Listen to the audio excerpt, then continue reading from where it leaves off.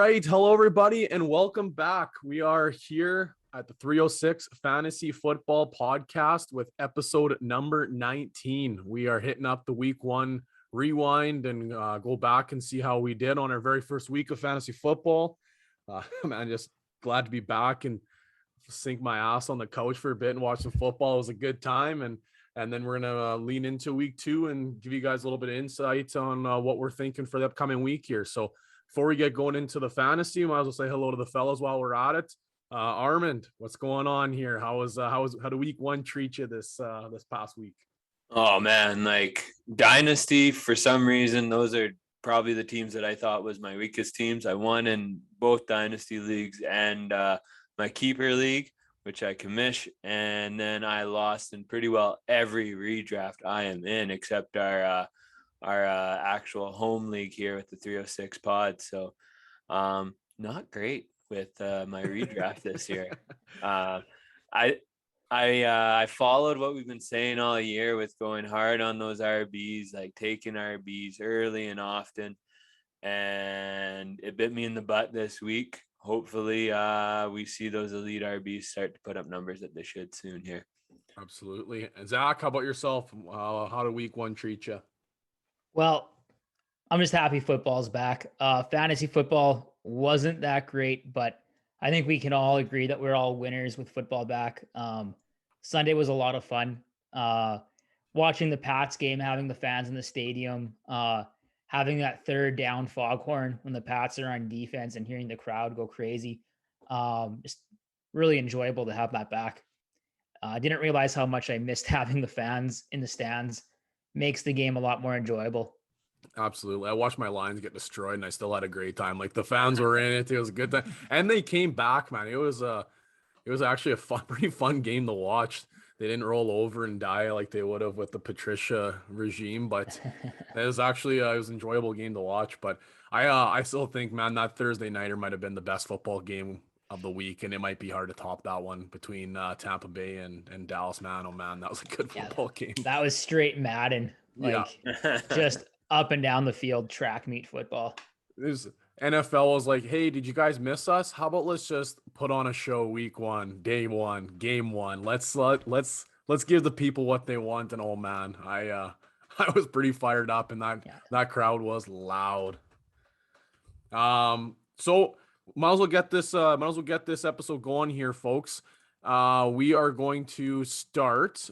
And there we go. Let's get her going with the insiders and headliners first. A couple of unfortunate things. We did our podcast on the last one before, and then it just seemed like guys were dropping like flies leading up to the season there. Obviously, we talked about the Dobbins news and what that meant to the Ravens. And then we're like, hey, Gus Edwards time. Here we go. We dropped our episode, and right before the season starts, I think it was the last practice before their game, or at least pre-game, I guess, for the Ravens. Gus Edwards and defensive back Marcus Peters both blew their ACLs as well. I believe that is the fourth ACL injury now for the Ravens, or fifth maybe, if I'm not mistaken. So that, unfortunately, that room is very diminished. Armin can take a victory lap on his his Tyson Williams takes and saying it was really important to pick him up and stash him to see what happens. And he actually looked pretty darn good in those first couple snaps on that Monday nighter. So they ended up picking up, I think, 3-4 vets. They had Bell picked up, Devonta Freeman. I think he's on the practice roster still. And then they also picked up recently cut New Orleans Saints running back. Name's escaping me here for a second. Latavius Murray. Thank you very much, Lat Murray. And he actually was picked up early enough that he saw some snaps. He had a score as well on the Monday night or two. So it's an interesting name to start throwing around, especially with waiver wires coming around. Fortunately, this episode will drop post waiver wires, but definitely an interesting name to be thrown around. So this one stinks. This one I'm kind of bummed about, not only because I have him on my dynasty team, but man, he looked so good in that early in that game. Jerry Jeudy, high ankle sprain. They thought he broke his ankle. The x-rays came back negative, but to think that you actually have a broken ankle obviously was a pretty severe injury. The original timetable I saw was 6 to 8 weeks, but when they recently posted that it was going to be a 4 to 6 week timetable, I think that might be a little bit on the optimistic side, and even if he does come back in the 4 to 6, like a high ankle sprain for a receiver making cuts and a guy that is known as a tactical route runner, that's less than ideal. So obviously a guy that I think was probably taking over that one position as the receiver in Denver. Now I think makes things a little bit interesting. So maybe somebody wants to talk about who should be looking at there and why it should be Tim Patrick.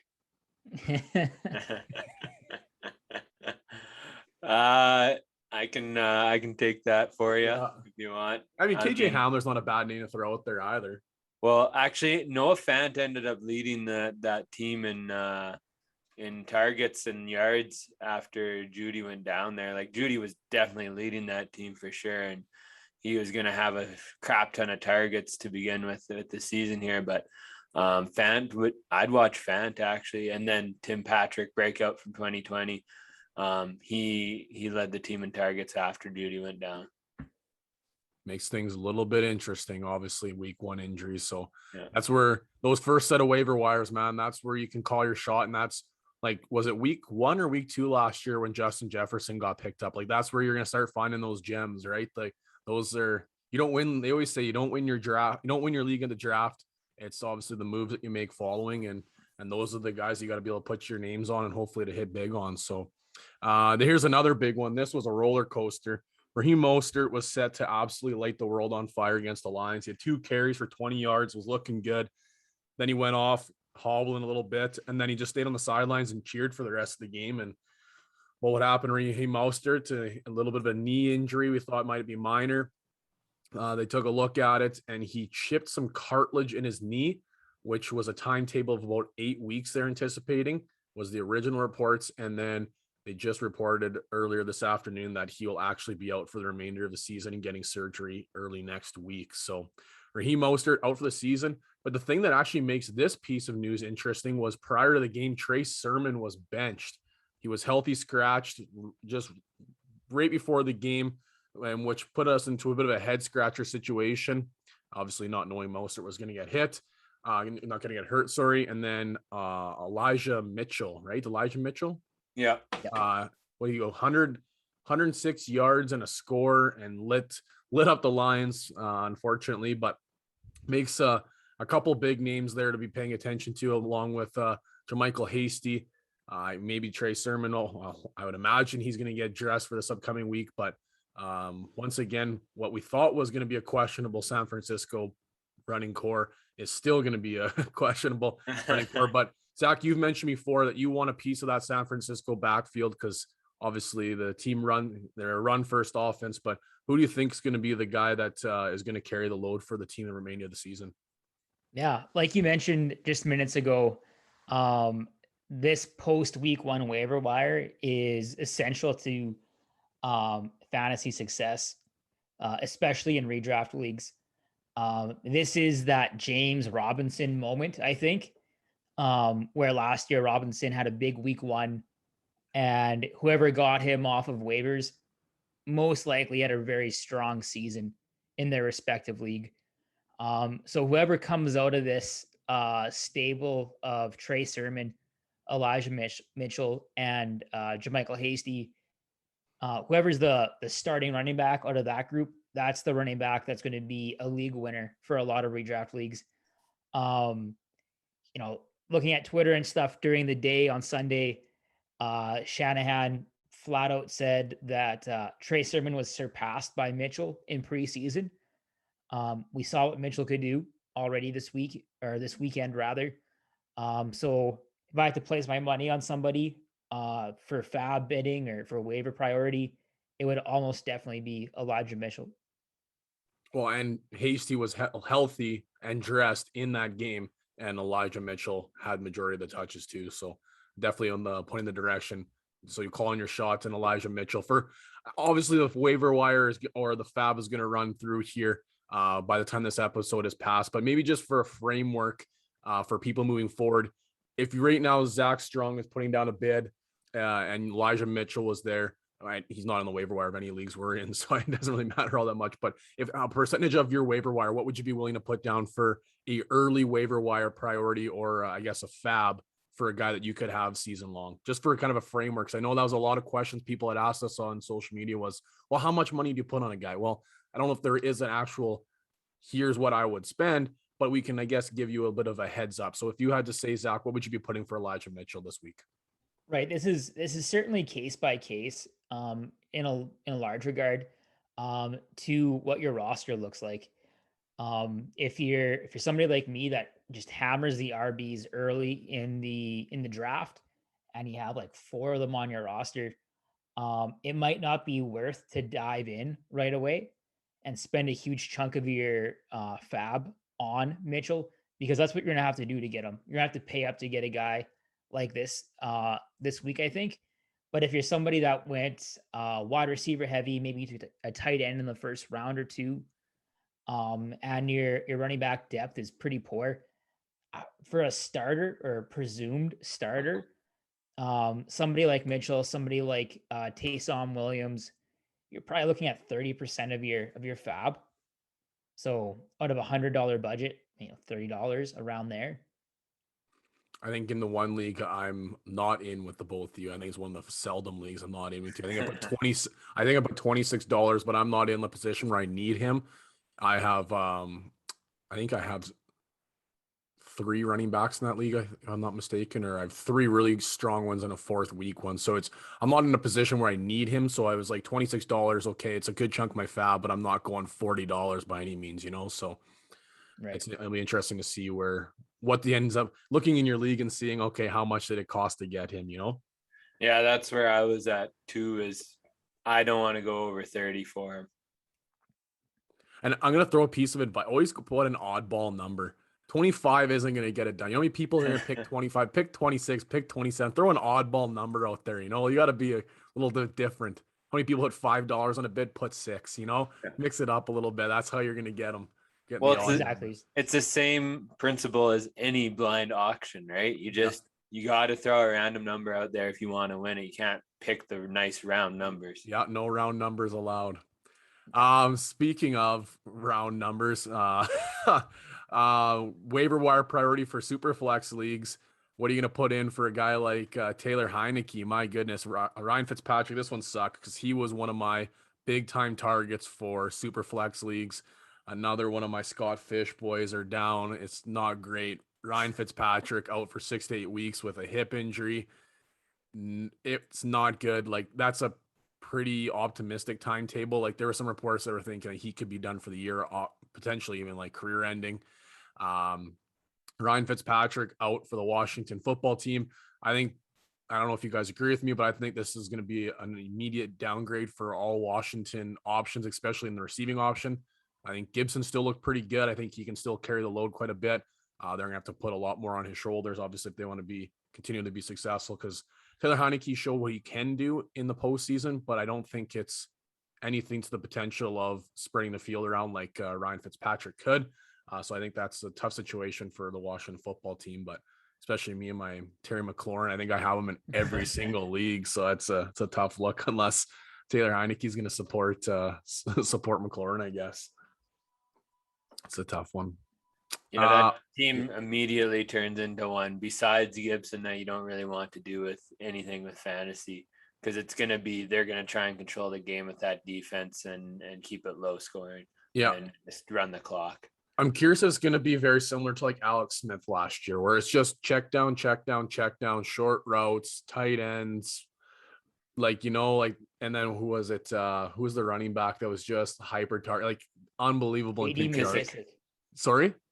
JD McKissick. Yeah, JD McKissick. All of a sudden it was like week 11 and he's getting like 18 points on just check down targets alone. So I'm curious if that's what it's going to turn into, or if it's going to be somewhere in the middle where there's going to be some little bit of the downfield targets. I guess only time will tell, but hopefully Taylor Heineke can support some of those teams, because I think me and you, Armin, had Washington coming out of that division. Is that correct? Yeah, I had them coming Zach out. Had Dallas. So that defense, got to go with that defense. But what you just said there begs the question: is JD McKissick worth picking up off the waivers for cheap if you need a running back, just in case they turn back to that offense now? Yeah, that's true. And the final one here, talking about waiver wire pickups, Cedric Wilson would be an interesting little pickup here, because Michael Gallup the third option wide receiver for the Dallas Cowboys, has been placed on IR. Cedric Wilson ended up getting a few targets towards the end of the game there when Gallup left. Now this can make things interesting for either, like I said, Cedric Wilson or the tight ends there in town, because they pass the ball a lot and they're behind a lot because their defense isn't very good. So they are going to have to air the ball out quite often. So I'm going to want as many passing options as I can in that Dallas offense. So something to keep an eye on there as well. Keep monitoring. It might be a little early. You might not have to put your stake on Cedric Wilson right now, but you might want to pick him up for cheap before the potential week 2 breakout there too. So something to monitor for sure. Weekly recap here, fellas. We are going to, instead of going through everybody, there are some guys that had great weeks, some guys that had poor weeks. We're going to do what's called a studs and duds section, where we're going to have just a guy that we think balled out that's kind of maybe unexpected to, or a guy that we're very happy that did. And then duds are guys that we'd expect to be very, very good and were very, very bad. So I will kick this off with my studs and duds. We'll go through the studs first, and then we'll recycle and we'll come back on the duds. But my stud is Thursday night, Antonio Brown.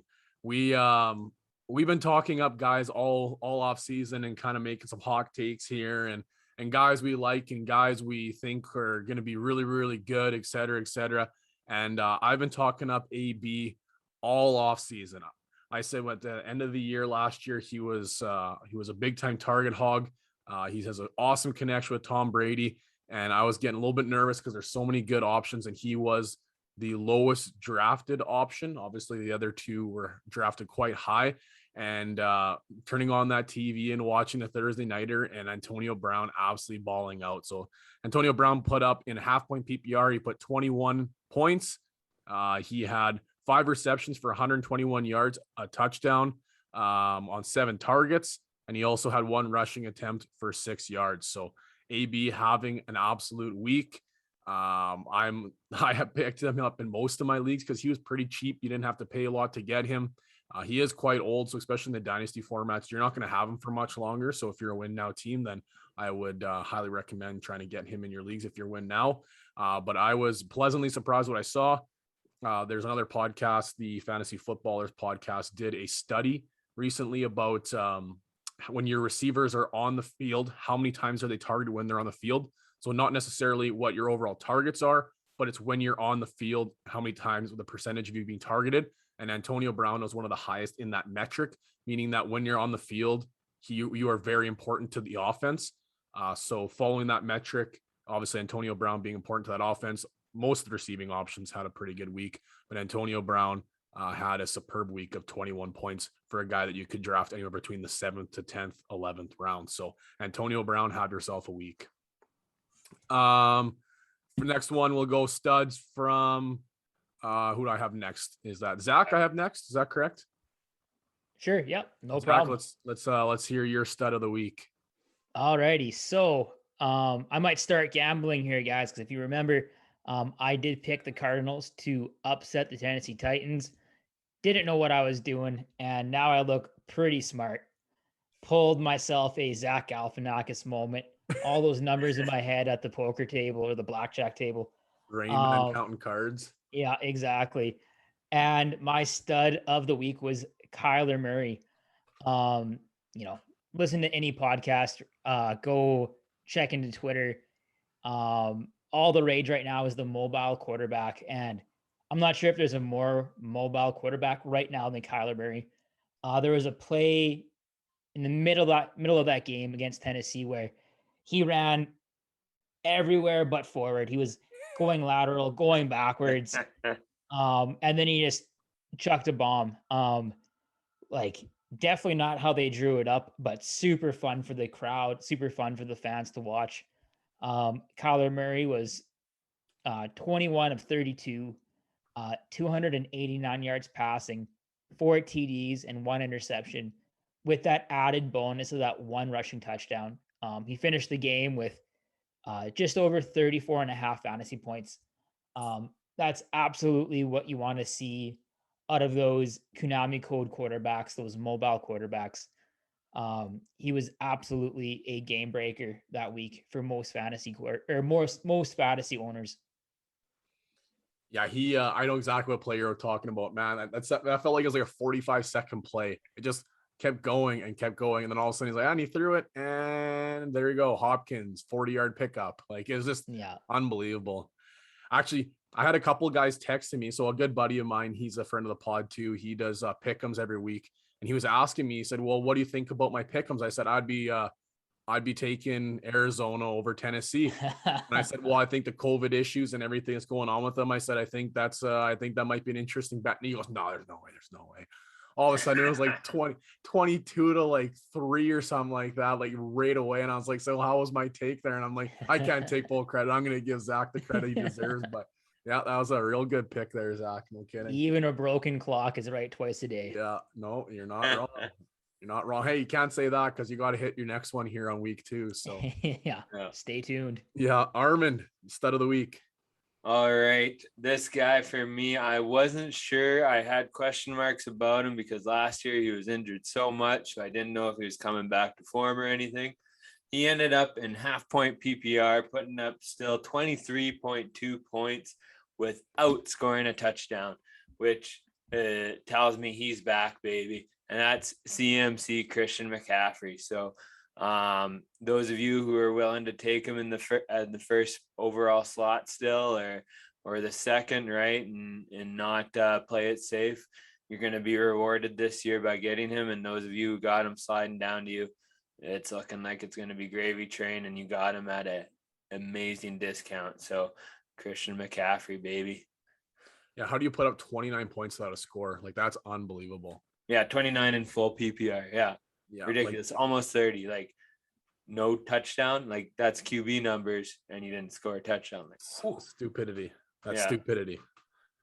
Okay, duds of the week. This one, I'm taking 2 victory laps. First of all, I thought about going with my Amari Cooper because I was pumping Amari Cooper's tires over CeeDee Lamb, but then they both balled out. So I'm like, I can't really like take the victory lap on that one. But AB, I can take the victory lap. And I'm taking a victory lap on Kyle Pitts, dud of the week.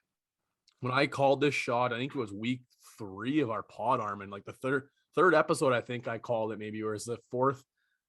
It was post draft. It was early. It was one of our like first few episodes.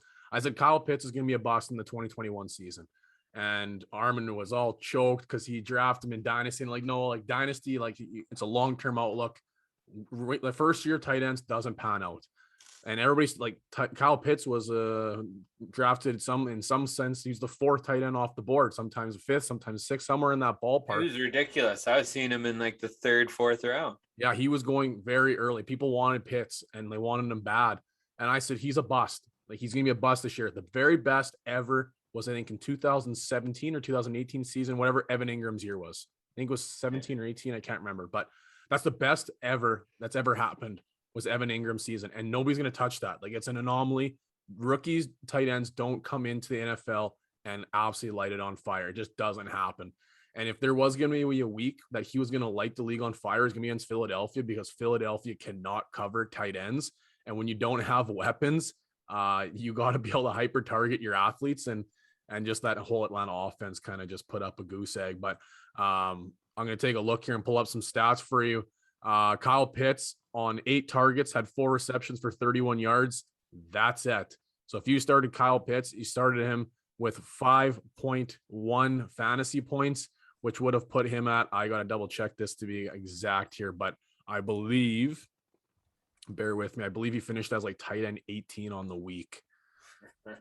So that's not what you want coming out of a guy that you invested in high draft equity. So my dud of the week is Kyle Pitts. Oh, let me check. Sorry, tight end 24.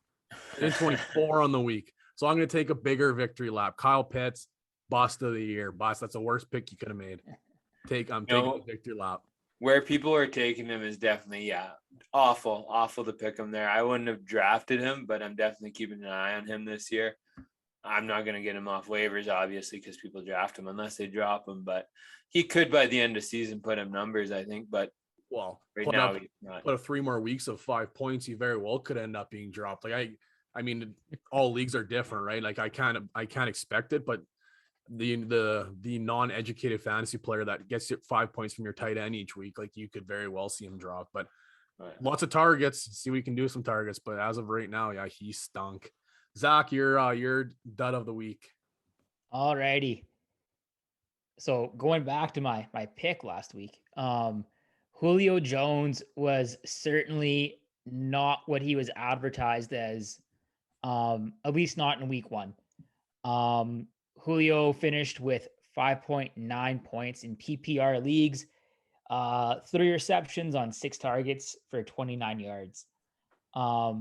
Admittedly, I didn't get a chance to watch that game, but looking at the box score, it's not what you're bargaining for when you drafted Julio Jones as about the 45th player off the board in your redraft leagues. So that's like the middle to late third round, and that's definitely not what you want to see out of a premium pick like that. Presumably, most people would have started Julio Jones, having just picked him in the mid to late third round. And, putting up those kind of points, it's very hard to go forward with much confidence this week. Julio finished as the 78th wide receiver this week, just ahead of guys who I have never heard of, like Trinity Benson, plays for Detroit. Everybody's favorite wide receiver in Chicago, Demir Bird. Hey, he was on the Pats. You gotta love him. Yeah, I knew him last year. Wasn't sure where he was this year. Ahead of Mike Strachan. Like, did he coach me grade 6 soccer? I don't know. He might have. So that's not what you want out of one of your premium picks. So no, for the week, Julio Jones was certainly a dud. Yeah, that's not what you want to see from a very high draft capital, like you mentioned. Armand, your dud of the week. All right, my dud of the week burnt me bad in redraft in our staff league. Holy, like I held off on QB in that league almost too long, and I was like, oh, I don't know about this.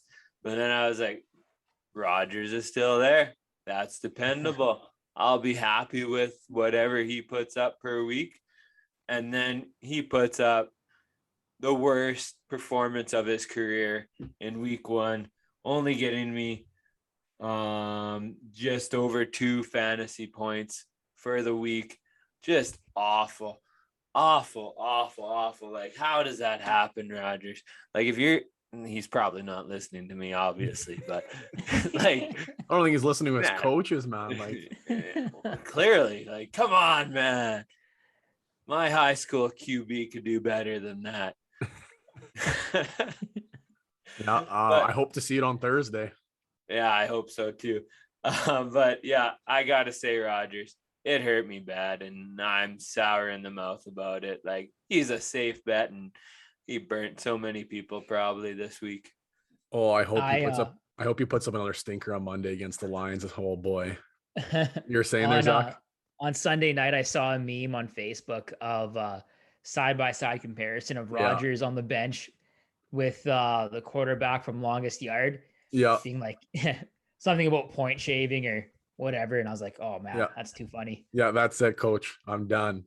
I saw the side-by-side picture of him and Tom Brady, and Tom Brady's like 7 years older than him, and it's like Tom Brady looks like he's ready to go like for a jog on the beach, and there's like Rodgers just put him in a pine box like it's over. Unreal. Yeah, that's and that's a personal burn. Hey, like, you started and that, like me, okay, I didn't get really burned by my guys. Like, it's like Pitts, I don't have him anywhere, so it's like I can just laugh at it. Like, you're kind of dying on your own slow bleed there. And it was in staff league. Yeah, like a big important one. Yeah, and like I had Judy, but he still put up 13 points before he left with injury, and like I had a decent week going. Probably nobody in single digits except Rodgers, who should have been putting up 20 or 30. Oh.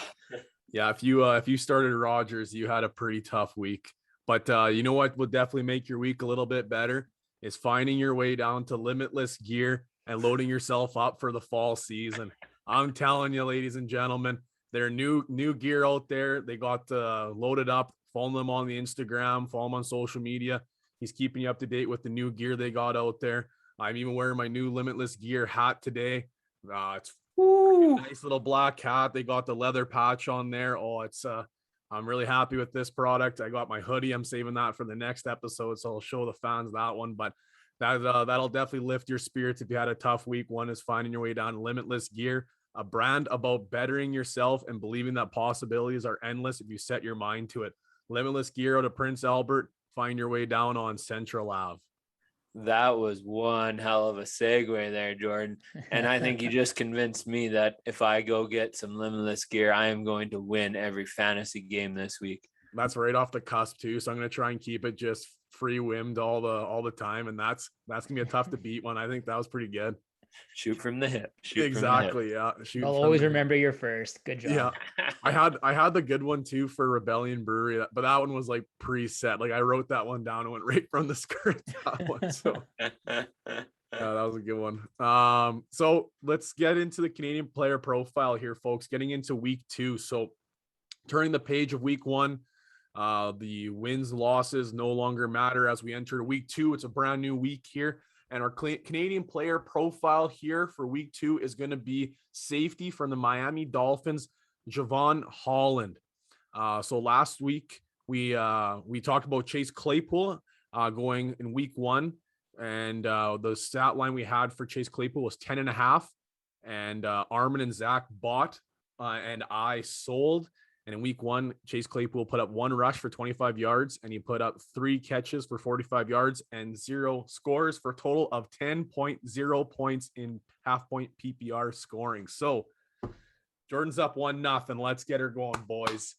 Keeping tally of this one. So 1-0 across the board. We're entering week 2 with Javon Holland of the Miami Dolphins. So he was a BC native, born on March 3rd, 2000. He was born in BC while his dad was playing in the CFL, fun fact. But then they ended up moving back to the Bay Area where he played high school in California.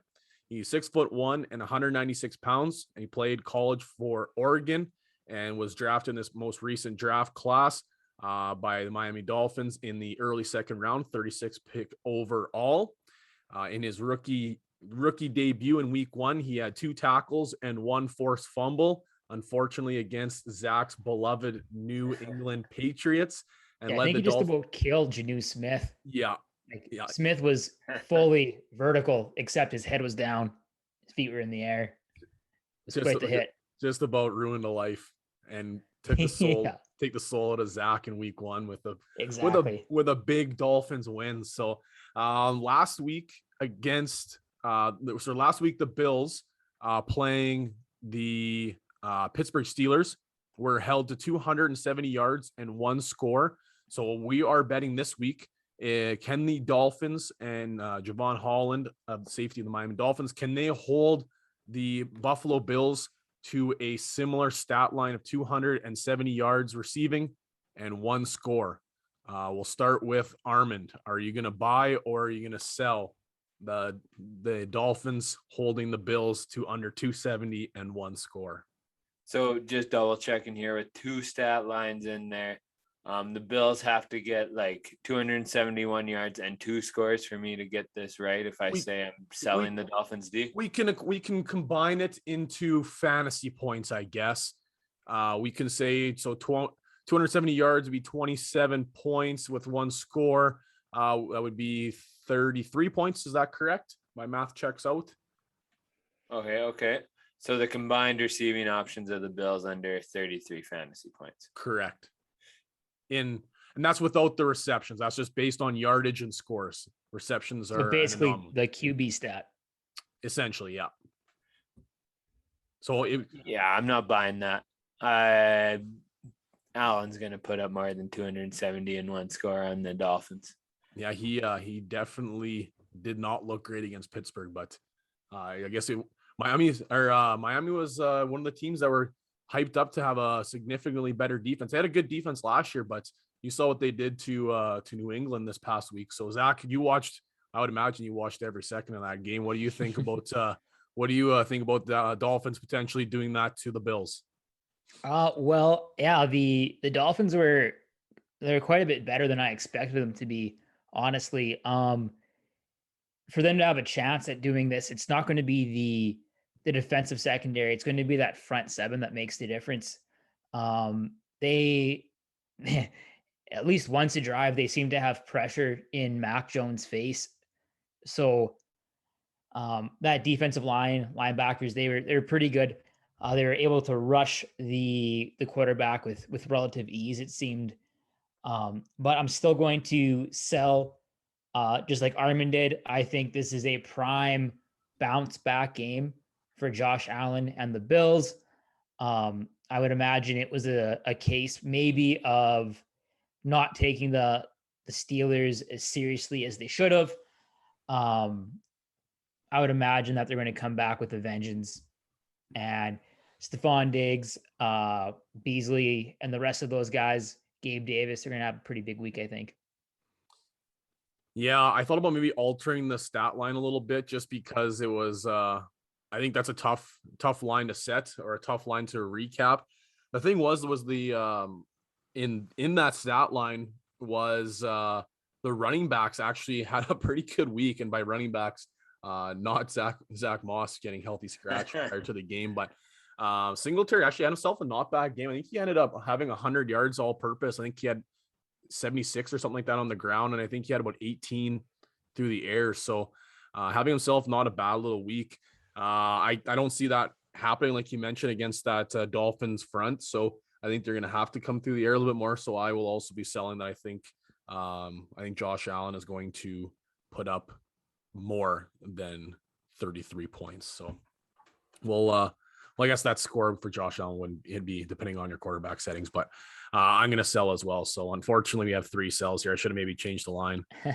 Hey, what if I said Josh Allen putting up because I guess the scoring for Josh Allen could be a little bit different. What if I said Josh Allen for 35 points? I think Josh Allen's gonna put more than 35. So what if I change the line to 35 points for Josh Allen? Well, That's see, it's we pretty good. I think you have to divide the passing yards by 25 though, not by 10. That is correct. Right? You divide that by 25, that gets you 11 and a half plus the 4 for the tutty. That's shit, that's only 15 and a half. Somebody figure out the quick math here. What if I set the line of 30? Is that because this line right now, 27 divided by 0.25? What are we looking at? Like ballpark, say 17 points. Is that with the score? Is that right?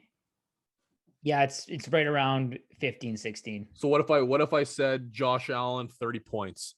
Does that change your line a little bit, maybe? Because what did Josh Allen put up this last week? It wasn't great. No, not great at all. Let's see if I can find it. If anybody else has it in front of them before they can get to me, then let me know. But I'm going to scroll real quick to try and find it. Bear with us here, folks.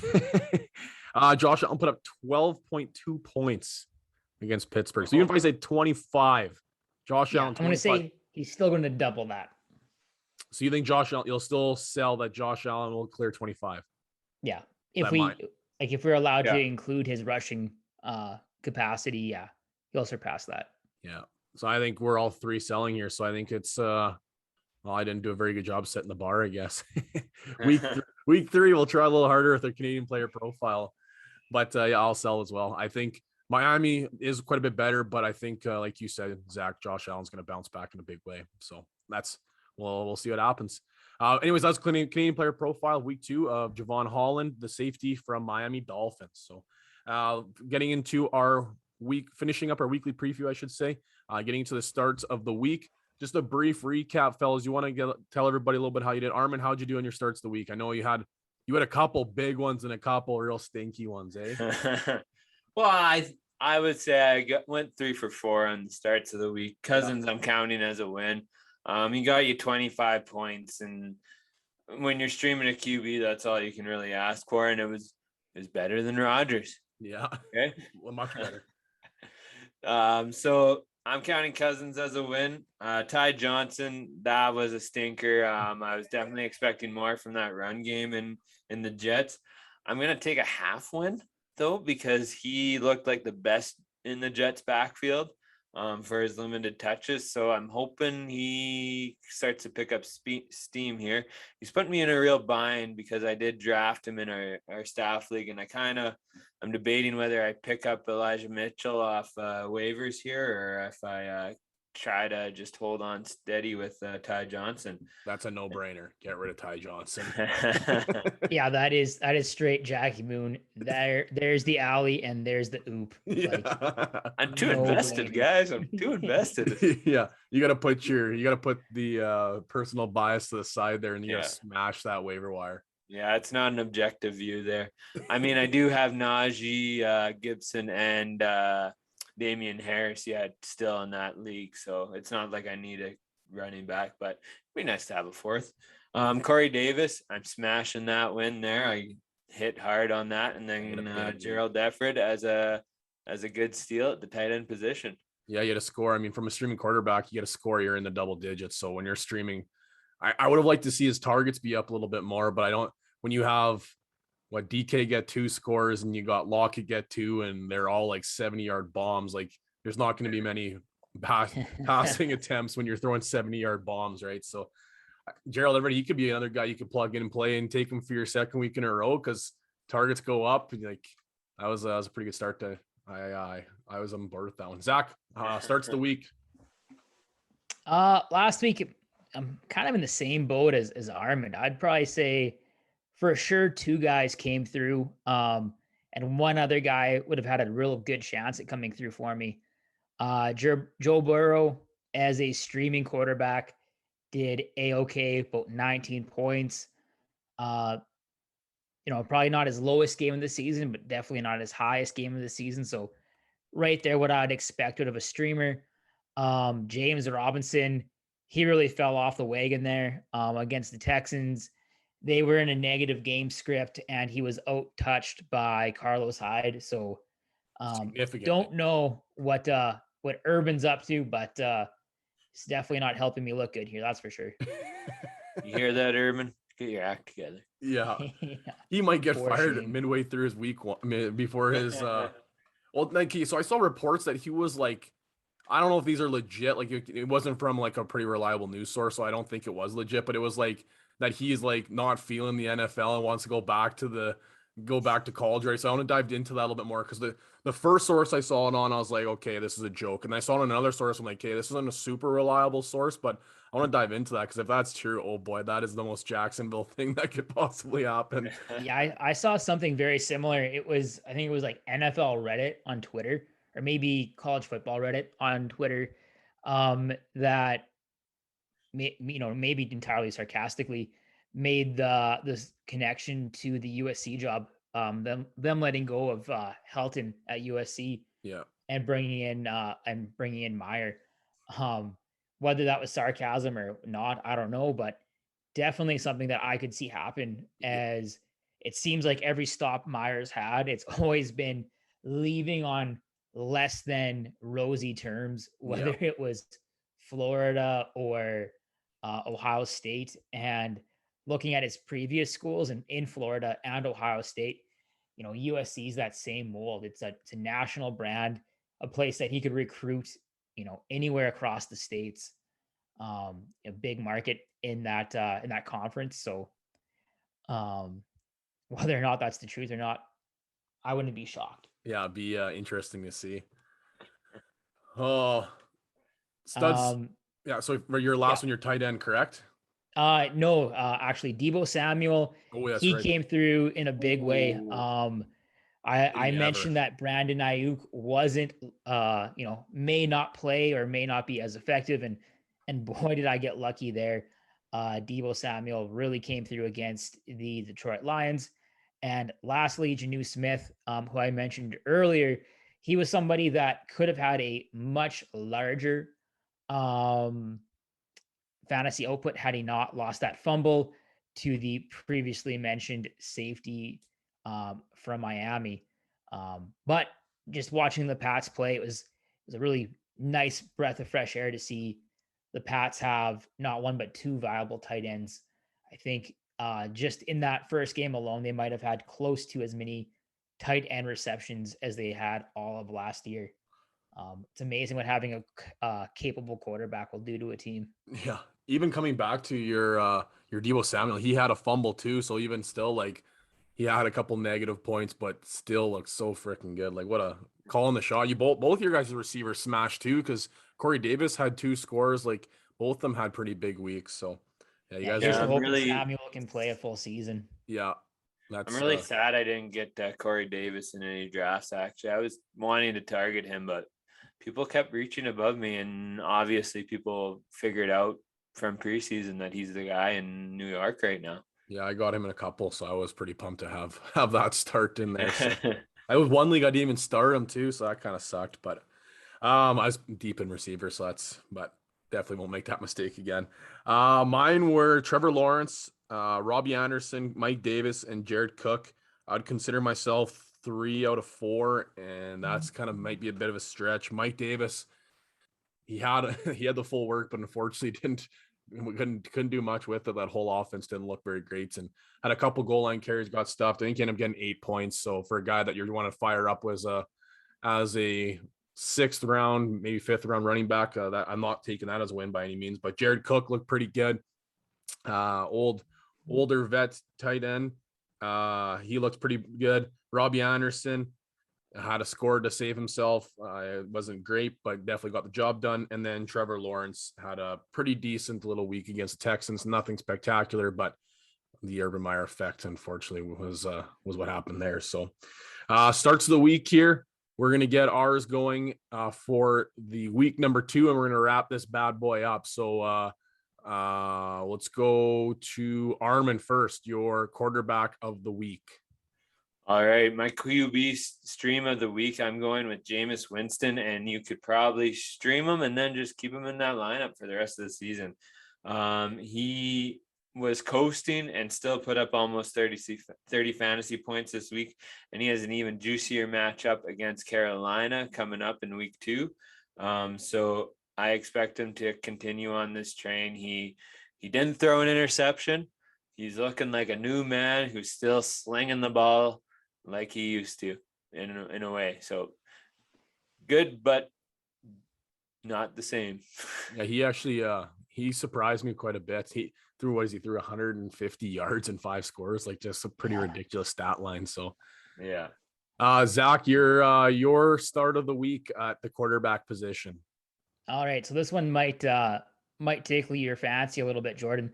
My quarterback to stream this week would be Jared Goff. Let's go. Of the Detroit Lions. Absolutely. I didn't realize he put up 38 of 57 passing attempts in a comeback attempt against the 49ers. This week, they go up against Green Bay, who Armand just mentioned, gave up a number of TDs to Jameis Winston.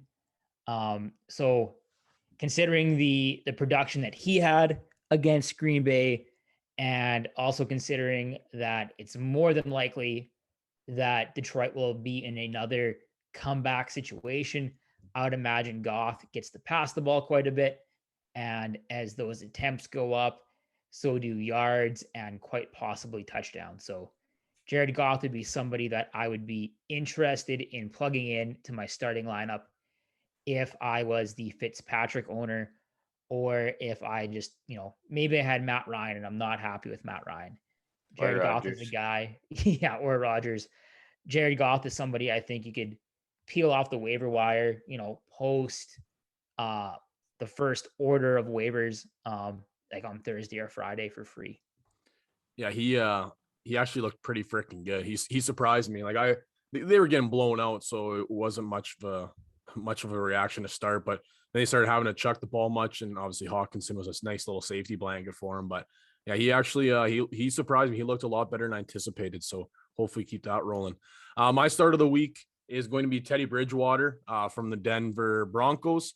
They are seeing Jacksonville this week, and I don't have to tell you much other than the fact that Tyrod Taylor ripped apart the Jacksonville Jaguars.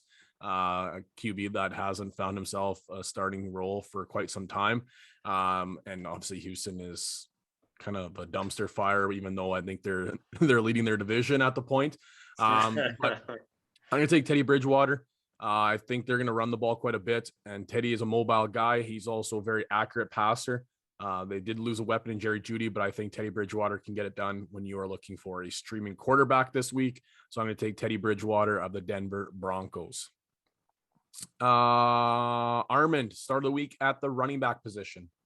All right, this is where I take my victory lap. I mentioned him as a sleeper before the draft as one of the RBs that we should keep an eye on, and that is Elijah Mitchell. He has jumped over Trey Sermon on the depth chart, Hasty on the depth chart. Okay, he is going to be the guy to go for in this San Fran offense at running back, and he's got a decent matchup against Philly this week, who doesn't have the greatest defense, right? So expect with that running offense of San Fran and the Philly defense that Elijah Mitchell can put up points again this week. The only thing I'm hesitant about is when Jeff Wilson comes back mid-season. I know the San Fran coaches do like Jeff Wilson, but who do they like better will be the question. So if Elijah Mitchell can get hot and stay hot here, then we won't need much of Jeff Wilson. But I'm just throwing a little nugget out there of just keep a close eye on Jeff Wilson. Zach? All right, so this is somebody that maybe not a total sleeper, but it certainly depends on the format that you're playing in. James White, you guys may have forgotten about him after last year with Newton under center and not having to check the ball down to James White. But on Sunday, we all saw why James White was Tom Brady's go-to guy for all those years in New England. He's back in that familiar check down role, third down role, safety net role in the New England offense. On Sunday, he had 6 receptions for 49 yards, 4 rush attempts for 12 yards, and he was on the field for just over a third of the snaps. He played 37% of the snaps on offense, which doesn't seem like a whole lot. But considering the fact that he is by far the Patriots' best pass blocking running back, and that the Patriots starting right tackle went down with an injury, I would not be shocked to see James White play an increased role on offense on Sunday against the New York Jets. And with more playing time comes more opportunities.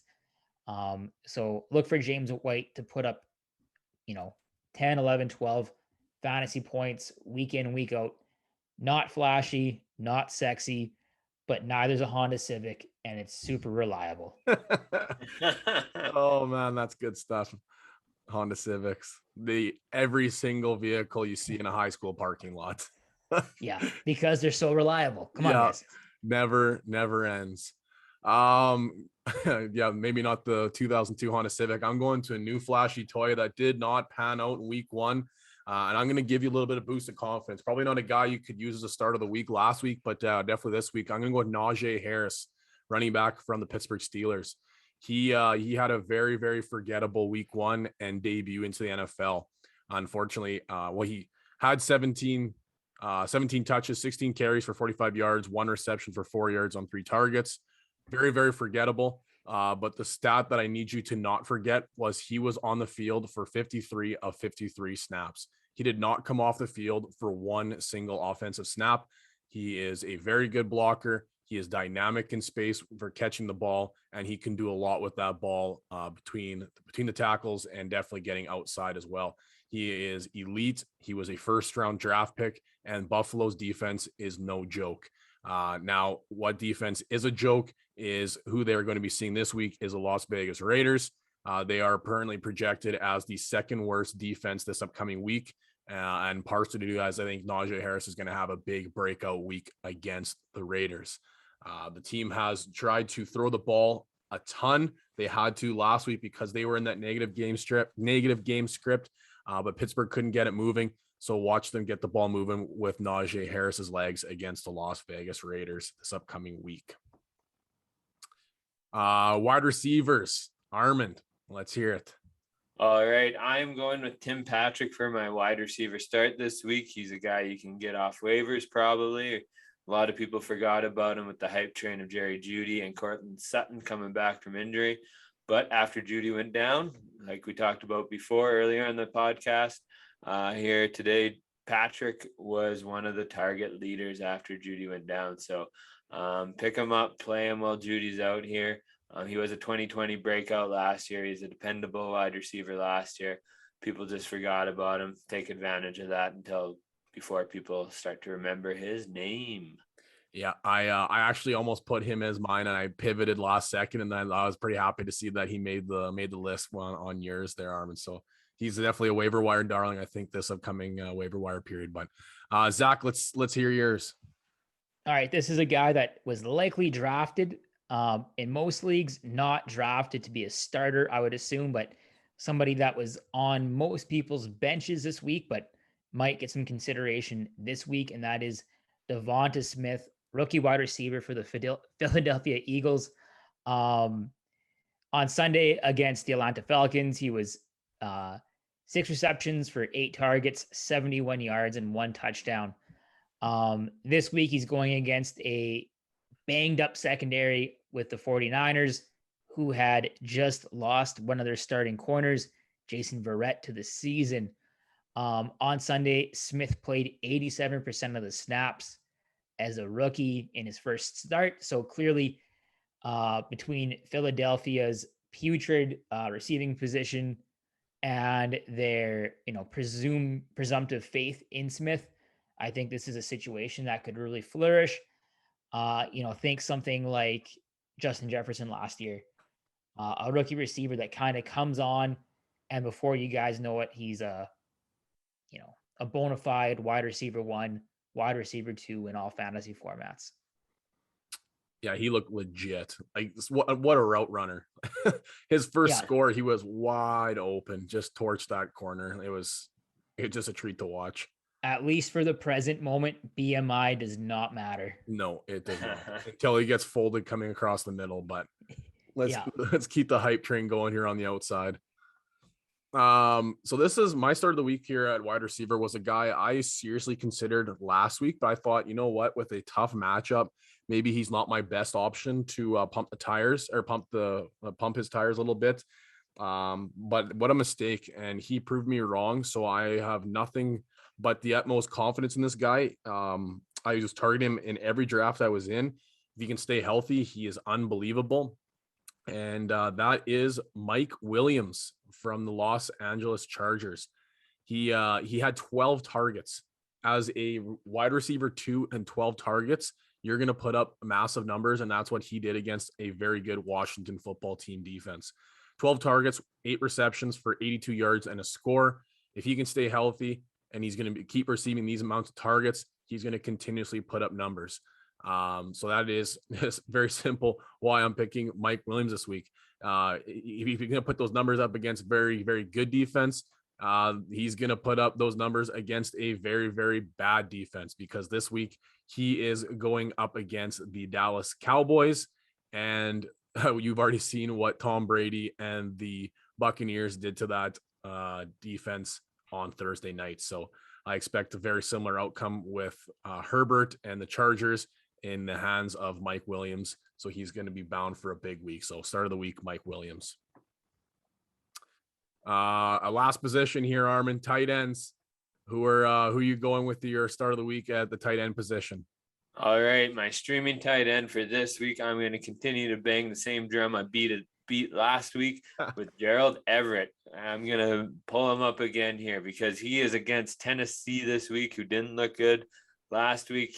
They're not a very good defensive team. They're more of an offensive team.